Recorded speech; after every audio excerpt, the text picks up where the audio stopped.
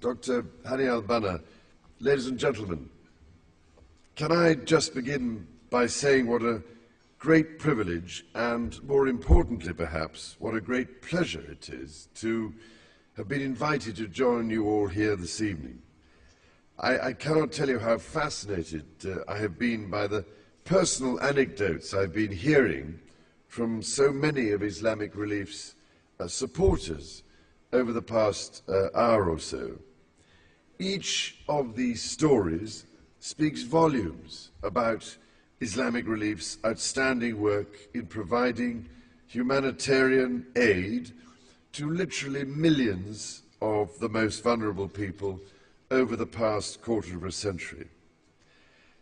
I hesitate to single out any one story, but if I may say so, I did just want to mention how pleased I was to hear about Islamic Relief's very first donor, Dr. Bassem Hassan, who at the age of only 15 donated 20 pence of his savings. With that simple but noble act, Dr. Hassan initiated 25 years of generous giving. Now, ladies and gentlemen, I cannot quite claim a 25-year association with Islamic Relief, but I can say that I have followed your remarkable achievements with the closest interest during much of that period, including visiting your offices in Park Road. I need hardly say that it is in the midst of humanitarian crises that we see your work at its most compelling and, of course, its most difficult. 3 years ago, and after nearly 60 years of delay, my wife and I had the great joy of visiting Pakistan, exactly 1 year after that devastating earthquake that claimed the lives of so many and caused so much destruction and disruption.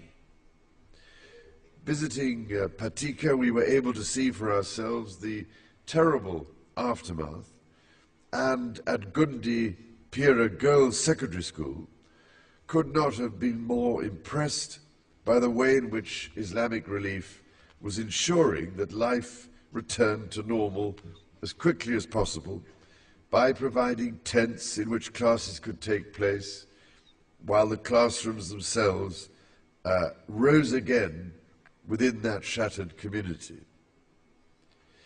This, of course, ladies and gentlemen, is just one example of the crucial assistance you bring to communities from among the staggering 3 million whom your relief work reached last year alone.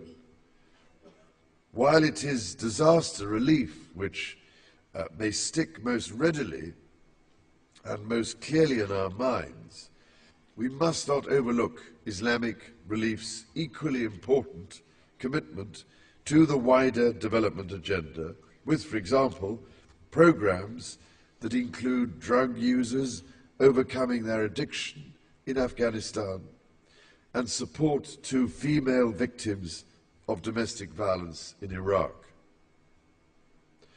Nor, indeed, must we forget the outstanding way in which Islamic Relief works as part of a network of international NGOs, including the United Nations, the British Red Cross, of which I am enormously proud to be president, Christian Aid, and CAFOD, to name but a few. In this work, you are not merely crossing the boundaries of faith and community, but in fact building durable bridges between different groups. I know that only last year, for example, Islamic Relief united with Christian Aid and World Jewish Relief in Cambridge to discuss how British faith-based communities could collaborate to tackle poverty. It is hard to overstate the importance of such contacts.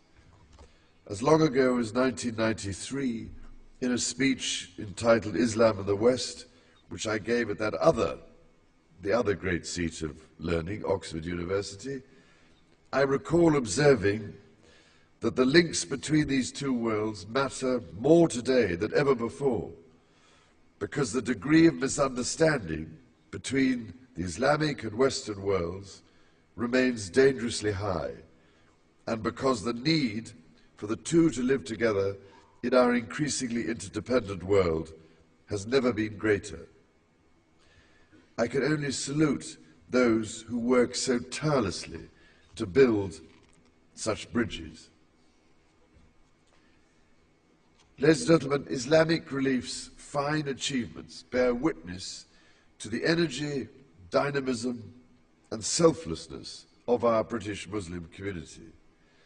We hear rather too much misleading information about a small minority of your community, and not nearly enough about the vastly more numerous acts of compassion and commitment which characterize the work of Islamic Relief and its supporters. That, ladies and gentlemen, is why I was so happy and proud to come here this evening to celebrate these achievements with you all.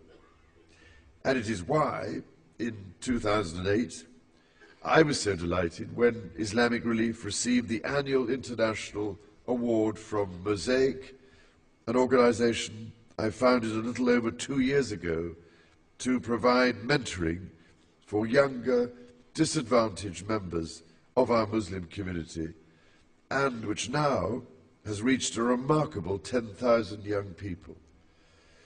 I can only say how delighted I would be if we could find further synergies with the work of my Prince's Charities, and look forward to discussing this further with Mr. Salah Saeed and others.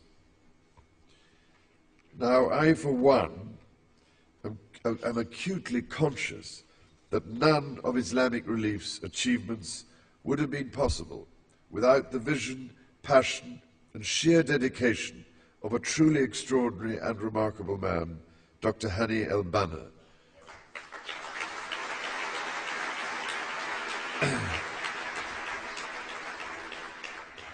Dr. Hani, having witnessed at first hand the devastating humanitarian situation in the Horn of Africa in 1984, continues to deploy his unique ability to mobilize people, ensuring that the singular importance of humanitarian work remains high on the agenda of world leaders 25 years on. And I can only offer my boundless and most heartfelt admiration for all Dr. Hani's work.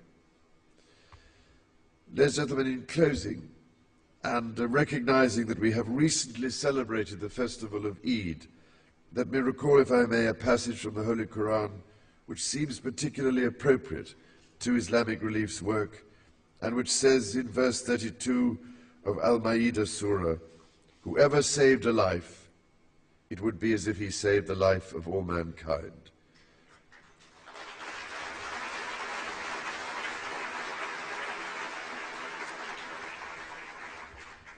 Thank you, ladies and gentlemen, for saving and transforming so many lives over the past 25 years.